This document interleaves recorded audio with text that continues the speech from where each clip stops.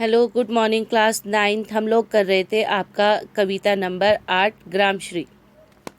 आज हमने बच्चों उसके प्रश्न उत्तर करने हैं। तो देखिए, पहला प्रश्न है उसका, कवि ने गांव को हरता जनमन क्यों कहा है? उत्तर है, इसलिए कहा है क्योंकि गांव का प्राकृतिक सौंदर्य अत्यंत मनमोहक है। खेतों में चारों ओर मखमली हरियाली फैली हुई है। हरियाली और वनस्पतियों की समृद्धि के कारण गांव बहुमूल्य रत्न पन्ने के डिब्बे जैसा लग रहा है। मतलब कवि ने ऐसा क्यों कहा कि गांव जो है वो हरता जनमन है, सबका मन को मोह लेता है। इसलिए क्योंकि जो गांव की प्राकृतिक सुंदरता है, चारों तरफ हरियाली फैली हुई है, ये बहुत बहुमूल्य है, कीमती है। और ऐसा लग रहा है जैसे जो कीमती पत्थर होता है पन्ना, उसकी तरह ये खूबसूरत लग रहा है। प्रश्न नंबर 2 है, कविता में किस मौसम के सौंदर्य का वर्णन है? कौन से मौसम की खूबसूरती के बारे में कविता में बताया गया है? उत्तर है, कविता में शीत ऋतु के अंत और वसंत के आरंभिक मौसम का वर्णन है। इस कविता में हमें उस मौसम की खूबसूरती बताई गई है जब सर्दी का मौसम जाता है और गर्मी का मौसम आता है। प्रश्न नंबर 3, गांव को मरकत के डिब्बे सा खुला क्यों कहा गया है? जो गांव है उसे मरकत के डिब्बे सा खुला क्यों कहा गया है? उत्तर है, गांव के खेत हरी भरी लहलहाती फसलों से भरे हुए हैं और वनस्पतियों से समृद्धि से भरपूर हैं। अतः कवि ने गांव को मरकत के डिब्बे सा खुला कहा है। इसलिए कहा है क्योंकि खेतों में चारों तरफ हरियाली है, फसलें लहलहा रही है, फल फूल वनस्पतियों से पूरा गांव पूर्ण रूप से भरा हुआ है। इसलिए उसने गांव को मरकज के डिब्बे सा खुला कहा है।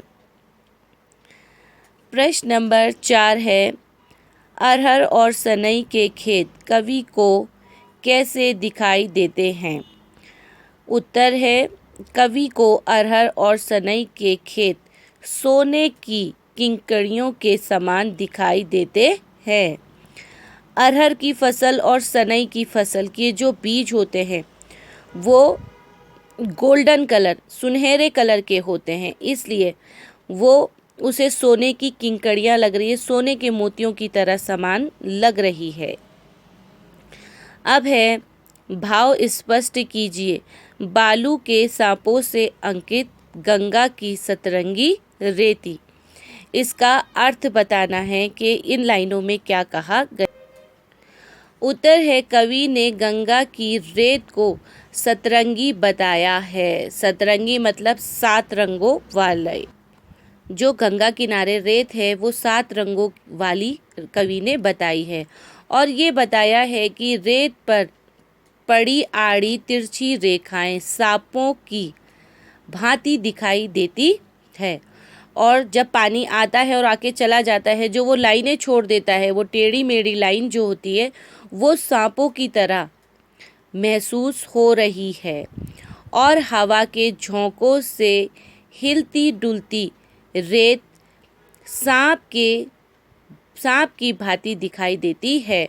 और इधर उधर हवा से उड़ती हुई रेत सांप की तरह नज़र आती है। अच्छा, अब देखिए क्या कहते हैं। इसके बाद है आपका खा का भी यही है कि भाव स्पष्ट कीजिए। तो ख में है, हसमुख हरियाली हिम आलय, सुख से अलसाए से सोए। इसका अर्थ बताना है। तो इसका अर्थ है, कवि कहते हैं, कवि ने शीत ऋतु की समाप्ति और वसंत ऋतु के आगमन का वर्णन किया है। कवि ने बताया है कि सर्दी की रातें जा रही हैं और गर्मी धीरे धीरे आ रही है। सर्दी के कारण ठिठुरती हरियाली वसंत के आगमन पर सूर्य की गर्मी का सुख पाकर अलसाई सी प्रतीत हो रही है। सर्दी की रात जा रही है, ठिठुरती हुई सर्दी की रातें जा रही हैं, और जैसे धीरे धीरे गर्मी का आगमन हो रहा है तो जो फल फूल या वनस्पतियां हैं उनको देखकर ऐसा लग रहा है कि वो आलस्य से भरी हुई है और अपनी आलस्य को धीरे धीरे निकाल रही है, और हंसमुख हरियाली को सुस्ती के कारण नींद आने लगी है। और जो हरियाली चारों तरफ फैल के अपनी खूबसूरती फैलाती है, अपनी हंसी को फैलाती है, उसे उस धूप से एक आलस्य, एक नींद सी आने लगी है। तो इसका जो छठा प्रश्न है वो और जिनके भाव स्पष्ट करने वो हम कल करेंगे बच्चों। तो यहाँ तक आज आप लोग अपनी कॉपी पे लिख लेंगे। तब तक घर पे रहिए, सेफ रहिए। तब तक के लिए खुदा हाफिज़।